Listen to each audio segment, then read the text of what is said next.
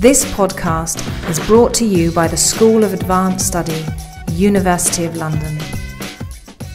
Donc merci à tous d'être venus à cet horaire un petit peu avancé par rapport à la normale et qui sera aussi malheureusement écourté par rapport à la normale en raison d'un d'un avion que doit prendre Richard en début de soirée. Donc on s'arrêtera vers 18h30 pour que notre invité puisse filer vers le RER. Donc aujourd'hui nous recevons en collaboration avec le PRI EHESS Paris Diderot, nous recevons Richard Whatmore de l'Université de St Andrews, qui est professeur d'histoire intellectuelle, spécialiste de la France et de la Grande-Bretagne à la fin du XVIIIe siècle, et qui va présenter son livre qui est paru l'an dernier, Against War and Empire, Geneva, Britain and France in the 18th Century. Et Alan Kotowski de l'Université Paris Diderot en fera une brève discussion juste après la présentation de Richard. Est-ce que ça t'embête si je... Non, je t'en prie.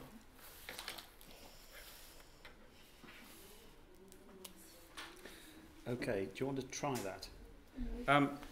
Obviously, I'm going to talk in English. If you want to ask a question in French, that's usually absolutely fine.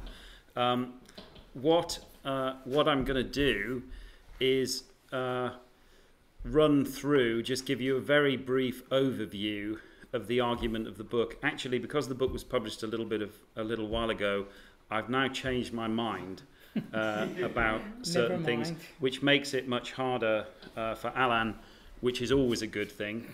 So what I'll do is just give you some headlines very quickly. There should be only one file on it, and if there isn't, then it's the wrong memory stick, and we can just forget. Really have fun. Yeah. So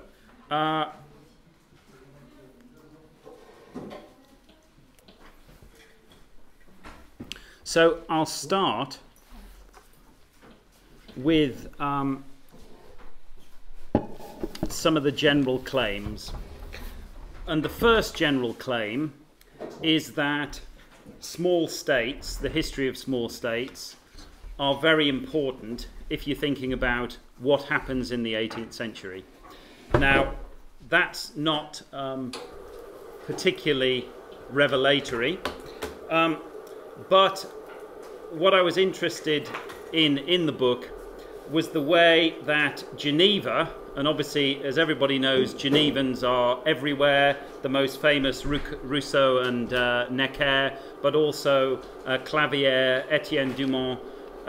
Really, you find Genevans in the most interesting places in 18th century intellectual life. And when I looked at the history of Geneva, obviously you can't ignore France and you can't ignore Britain.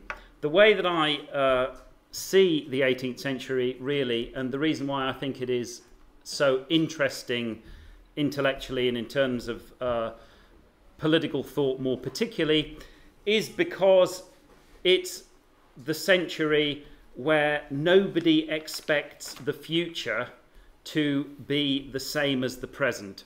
Nobody thinks that anything is going to last.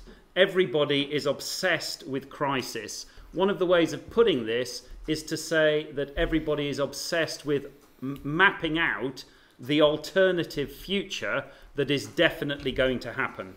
So I like to think of 18th century thought really as being about alternative futures. And the reason people think about alternative futures is because two things happen in the 18th century that are really not expected at all. And the first is connected to France, because if you look at the commentaries at the end of the 17th century, probably Pufendorf's Histories of Europe are a good example. You will see that Pufendorf makes the prediction that you find everywhere, which is that France is the future.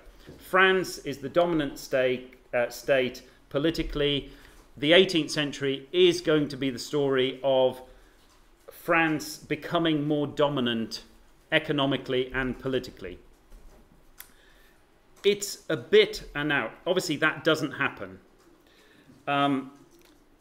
I think that the best way to think about the 18th century is if China today did not become a dominant state in the coming decades. Obviously, at the moment, we're all obsessed with China, and we think somehow China is connected to all of our futures. At the beginning of the 18th century, at the end of the 17th century, it's France. That doesn't happen. Imagine the consequences. Everybody in France is trying to work out why it didn't happen and to restore, and often they call it the natural order, especially the physiocrats, the natural order whereby France would once again be the dominant state. So the 17th century, I'm going to use the word logic, even though there's not much that's logical about it, because actually it's an illogical story. They're trying to work out what went wrong and why France didn't become the dominant state.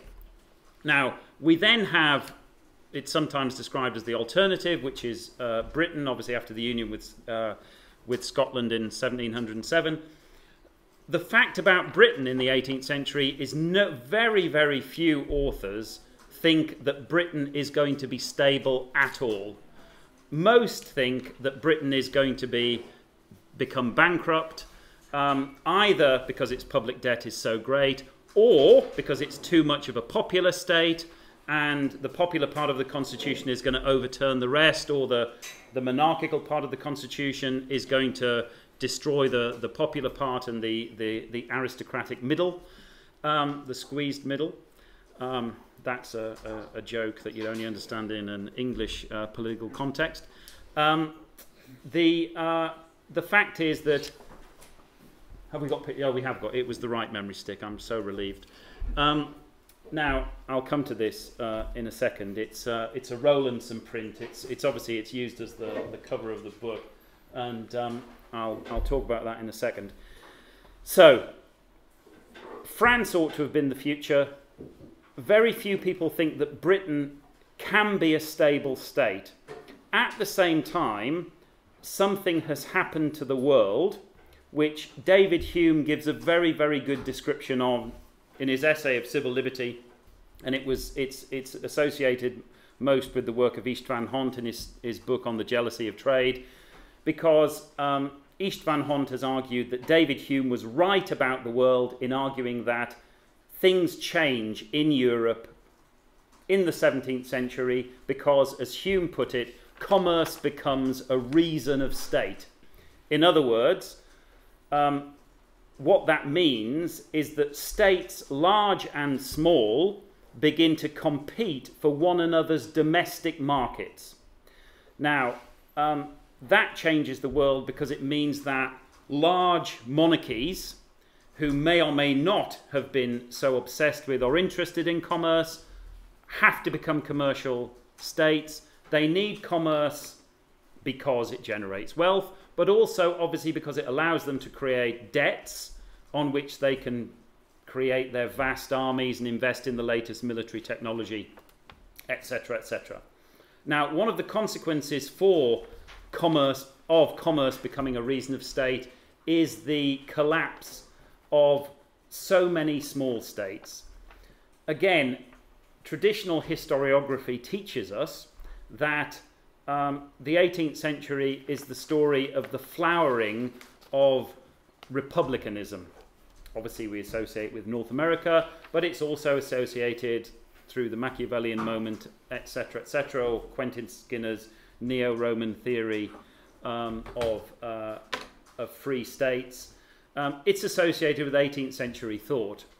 Now, actually, the people who called themselves republicans feel that who are the people who lived in the republics that still have survived from the Renaissance, or are the great examples of modern republics like the Dutch, or have survived like the Swiss. Now, these republicans perceive themselves to be in an era of crisis, and the reason that they're in an era of crisis is because all of the traditional survival strategies associated with republics more particularly, but small states more generally, no longer work. So what are the traditional survival strategies? The traditional survival strategies are federation, confederation sometimes, or federation with other states. Obviously the Swiss and the Dutch are classic examples. Union, it's very important. If I have time, I'll come back to the idea of union. So union with a larger state. Balance of power, economic specialization, diplomatic maneuvers to make sure that the larger powers are not going to destroy you, but respect you and respect your sovereignty. And the other classic survival strategy is that associated most directly with Machiavelli, which is virtù, manliness. It's the idea that republicans are the best fighters because they're devoted to their country, and they're going to be much more successful militarily than a mercenary army, and you can rely on virtue ultimately to defend your state. Now, by the 18th century, it's absolutely clear that for the small states, none of these survival strategies work anymore. I mean, there are lots of others. Another one is to ally yourself with states of the same faith. So the idea of a Protestant confederation, or rely on Catholic powers to maintain your sovereignty. There's different strategies. All of them fail in the 18th century. That is exemplified really by the tiny Republic of Geneva. But if you look at the republics more generally, if you look at Genoa, if you look at Venice, if you look at the Dutch, obviously rise like a meteor, end of the 17th century. William Temple says, story of the 18th century is decline. The Swiss, famous for their arms, again are perceived to be in decline, especially relative to France. So there are problems for small states. The fundamental problem for small states, I think, is the economic problem of not having large enough markets.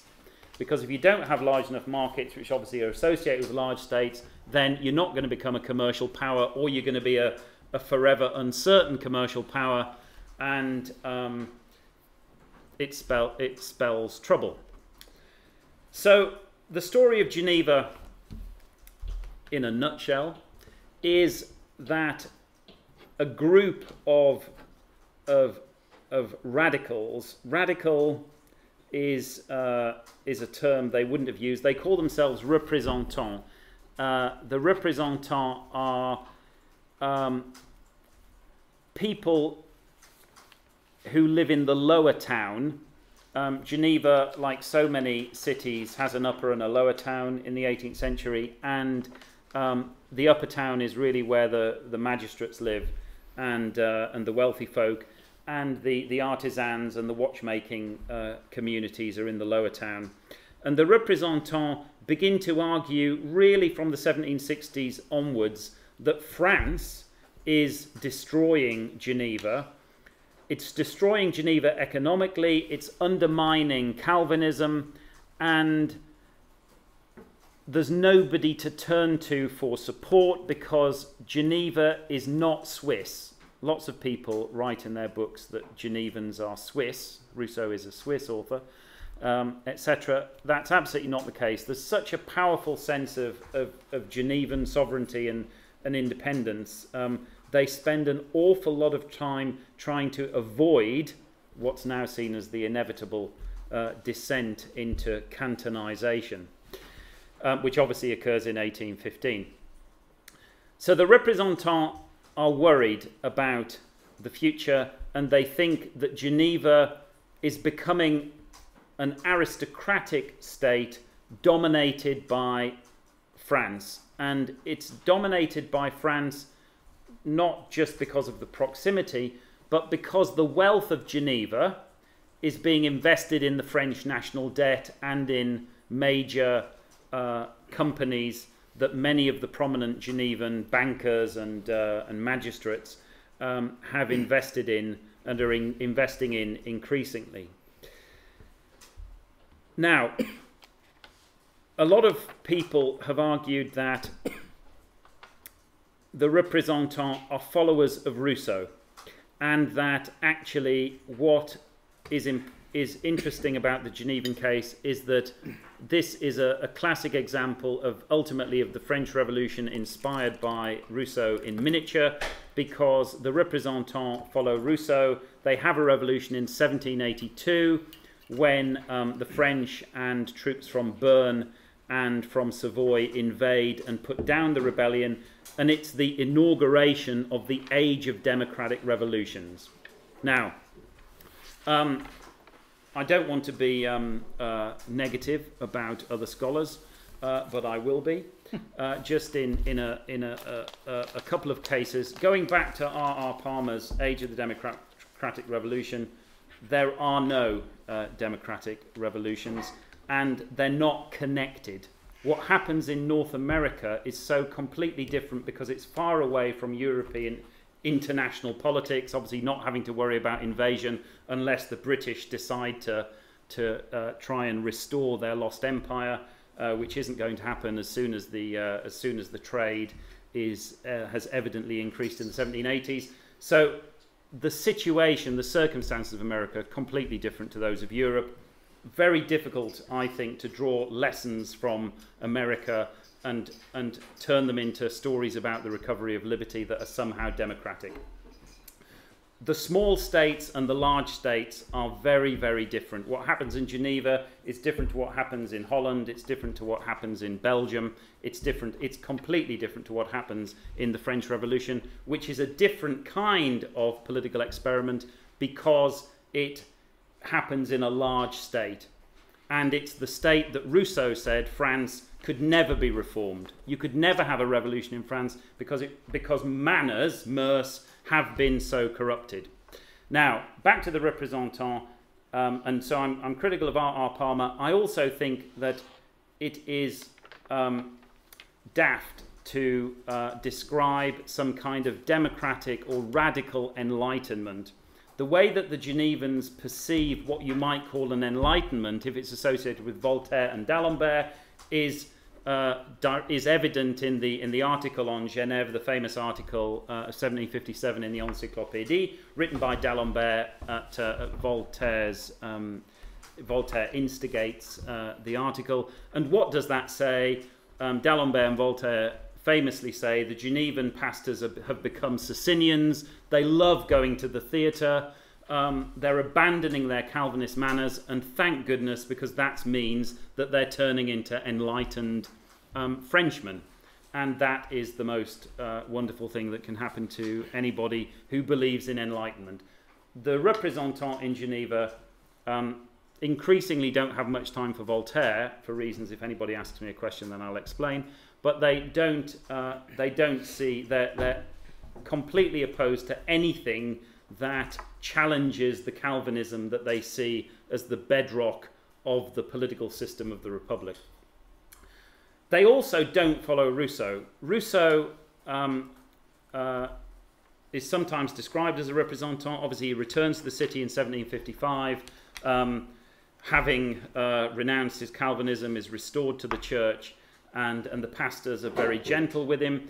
When he when he writes the Social Contract and Emile, and obviously they're published and then they're burnt in France, and they're burnt at Geneva as being books that are critical of government and religion. A lot of people have thought, well, that means he inspired the representant movement. The reason why that is a mistake, I don't want to be too critical, but that is also a mistake, because Rousseau doesn't explain to the representant how a republic can survive in the circumstances of 18th century life. So that Rousseau famously does not finish the social contract. What are the parts of the Institution Politique that the representant at Geneva would be most interested in? Actually, they are the parts that Rousseau said he was going to write after the social contract and never did, which is concerning how small states can survive given current international relations, and how they fight wars. How small states can fight wars. that's what in other words, how can small states survive in a world of large states? The représentants they know Rousseau's correspondence. Many of them are his friends, and his letters are circulated. And Rousseau's letters to the représentants always have the same message, which is, make peace with France. You haven't got a chance. If you decide to rebel, you will last 5 minutes, the French will invade, they're never going to want a small radical republic on their borders, certainly not run by your kind of Calvinists, and you'll simply lose. There's no future for you.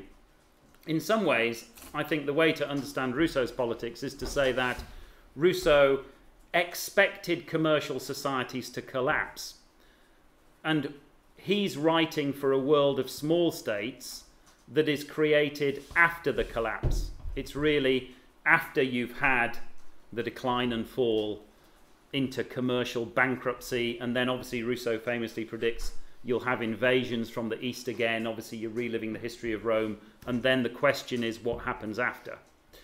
So for the Genevans, there's no solution in Rousseau. They famously say about Rousseau that he loved peace more than liberty, and wasn't much cop in terms of plotting out an alternative future which will allow the small states to survive, small states like Geneva. So they don't rely on Rousseau. What they decide to do is to try and persuade France to create a cosmopolitan empire that is based on an idea of free trade, and they're very active in the 1760s, in the 1770s, before 1782, and a little bit after, because they think that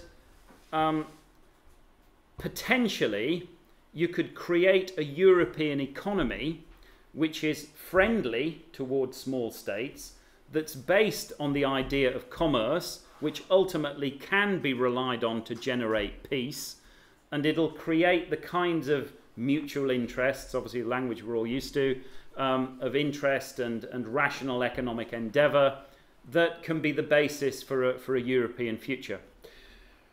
What's most interesting about the représentants is that, like Richard Price, like Shelburne, like Thomas Paine, like David Hume as he gets older, obviously describing the funding system in Europe as cudgel playing in a china shop. Obviously, you know, Pocock's famous article, The Dying Thoughts of a North Briton, describing Hume's increasing pessimism about the future of the world, having in the 1740s argued that Britain and France are becoming closer states. They're going to become governments of laws, not men. They're going to be what he called civilized monarchies.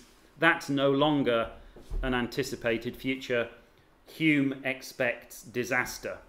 Now, the reason for the expectation of disaster is to do with the perceptions of the British economy, because perceptions of the British economy focus on what Adam Smith famously described as the mercantile system in the Wealth of Nations, obviously, as you all know, published in 1776.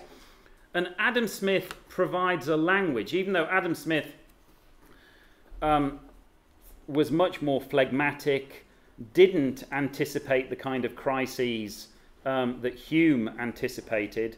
Adam Smith, in some ways, thinks that the world is perpetually in crisis. There's not a lot you can do about it. If you have a plan to do anything, you have to acknowledge unintended consequences, and therefore you might as well simply accept what there is.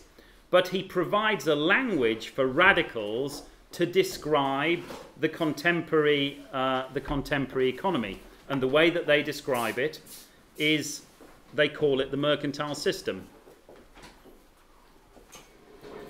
It's fine. I'll just, very briefly, I'll just say what I've said. I see the 18th century as a series of crises. That the crisis of the small states is one of the looking at the history of the small states is one of the ways of seeing how crisis-ridden 18th century life, political thought more particularly, is, and what the Genevans are doing are trying to find solutions. Now, the Genevans are fascinated by Adam Smith's Wealth of Nations. They're fascinated, like so many contemporaries, with the language of the mercantile system. Now, the language of the mercantile system, Smith argues, it is what he calls an unnatural and retrograde order that has been created in contemporary Europe by the corruption in the economy. So the British economy is the most corrupt. It exemplifies the mercantile system. Now, if you believe that the unnatural nature of 18th century politics is due to the fact that Britain rose and it shouldn't have risen, and that there's some natural order that means that France will be somehow restored to greatness, then obviously what you're interested in is how you get there. So that if I had to describe what 18th century thought is all about, it's about speculation about alternative futures. And obviously there's always speculation about alternative futures, and lots of people are depressed about the state of the world and they want to think that there's somehow an alternative. But in the 18th century, politics is all about the alternative. But what's interesting about it is that there is as much speculation about the transition mechanism, how you get to the alternative future that you want, and what exactly is the transition mechanism that you need to get you there. Now, most argued that the alternative future is not going to entail British dominion. It's not going to entail British success at all, because Britain, and the economy more particularly, is characterised by the mercantile system. It's characterised by the mercantile system, and that means that Britain's a corrupt state and it doesn't have a future. And it's very interesting that the représentants in Geneva, it's with singular reluctance that they turn to the British. They don't like the British. They think of the British as mercantile, as perfidious Albion. They don't trust them. They're actually more likely to get into bed with the French, despite Vergennes being as antagonistic as he always was to their cause. Obviously, they rely on Necker. They think that they might have some purchase, even though Necker isn't a representant.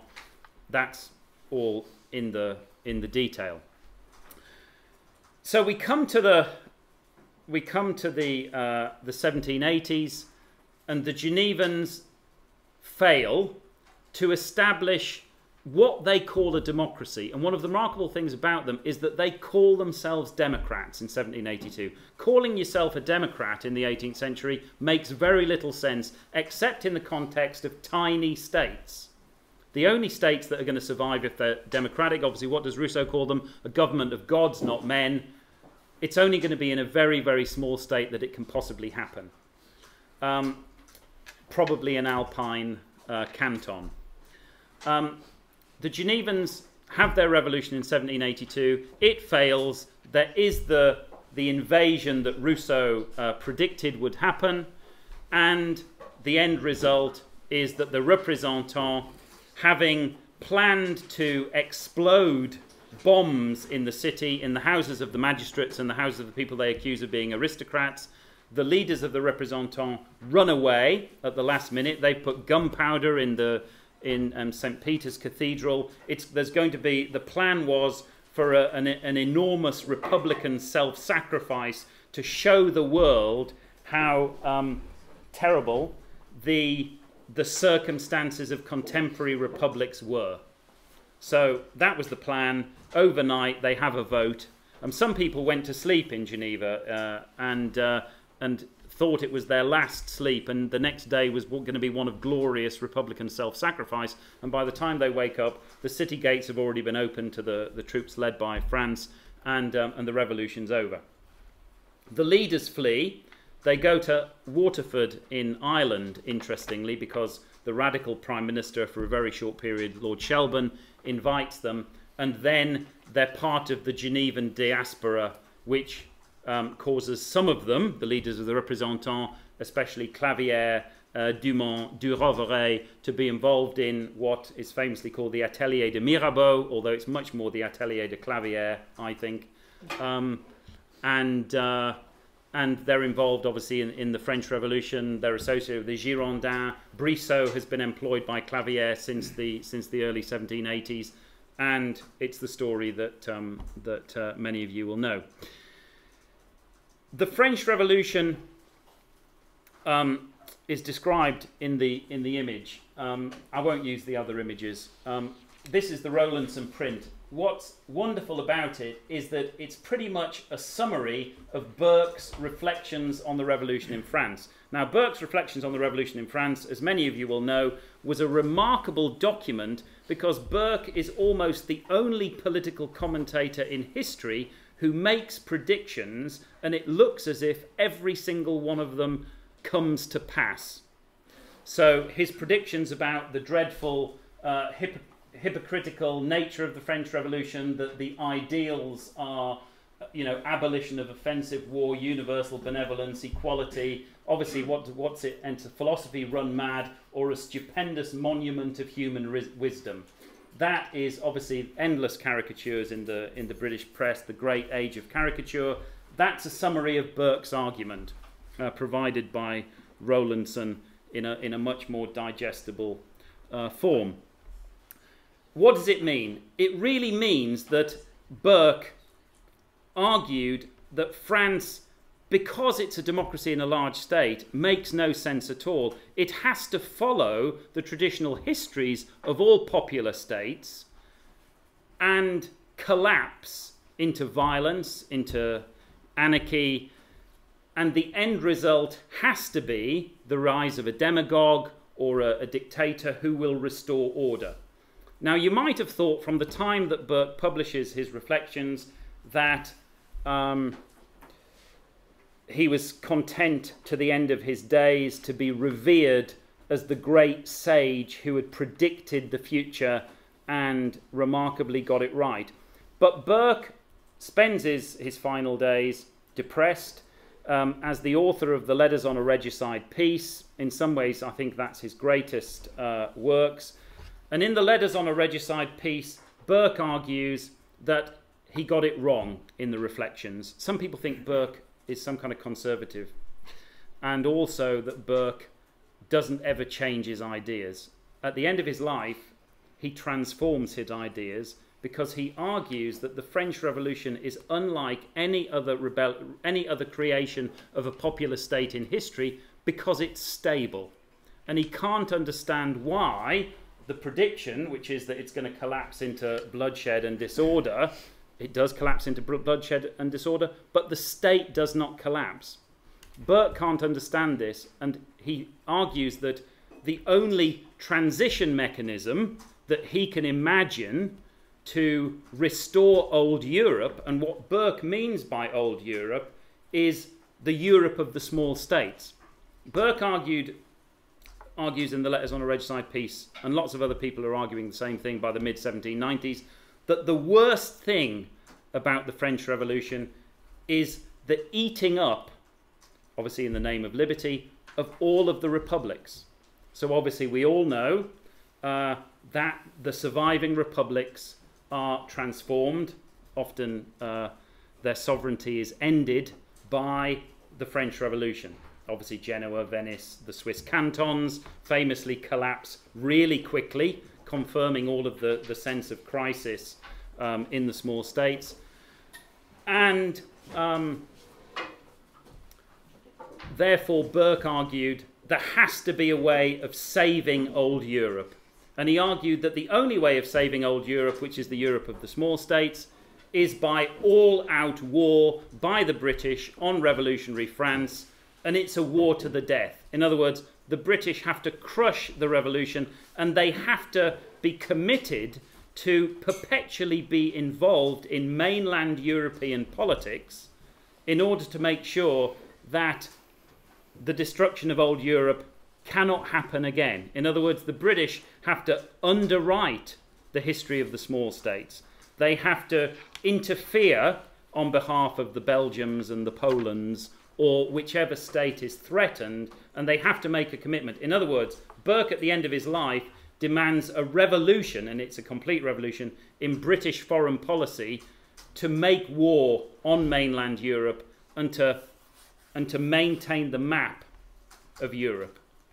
Obviously, in some ways it happens, in some ways it doesn't. That's a separate story. Now, the fact that Bonaparte rises is Burke's dead by that point. The fact that Bonaparte rises means that Burke's fear that there was something special about the French Revolution is seen to be argued against. All of a sudden, France becomes standard history of democracy, repeated again, glorious initially, lots of patriotism, quite a lot of bloodshed, falls to demagogues, then there's internal disorder, rise of a dictator figure who restores order, pretends they're maintaining liberty, and actually you've got to return to the old ways. Obviously, because Bonaparte claims he's maintaining the small states as well, and because he claims, obviously, his armies are made up from people of all of Europe, and because he pretends that he's Charlemagne and that he is therefore doing what he thinks Charlemagne did, which is maintain all the economic specialization right across Europe, there's another story there. But from the British perspective, Bonaparte makes the French Revolution explicable. And that means that for radicals, for people who are thinking about alternative futures, you've got one of two choices. Either your transition mechanism to a new world is the destruction of France, obviously the Burke argument, or it's the Paine argument, the only way to a future where you have liberty, where you have equality, where you have moderate wealth, etc., all the ideals of so many of the radicals who lived before the French Revolution. The only way to get that, the transition mechanism, is the destruction of Britain. So famously, Paine, before he returns to Philadelphia, spends time trying to help with the invasion plans of Britain and hoping that the French will finally crush the aristocrats and lovers of kings who are responsible for the economic corruption of the world and the fact that Britain is still fighting liberty across the world.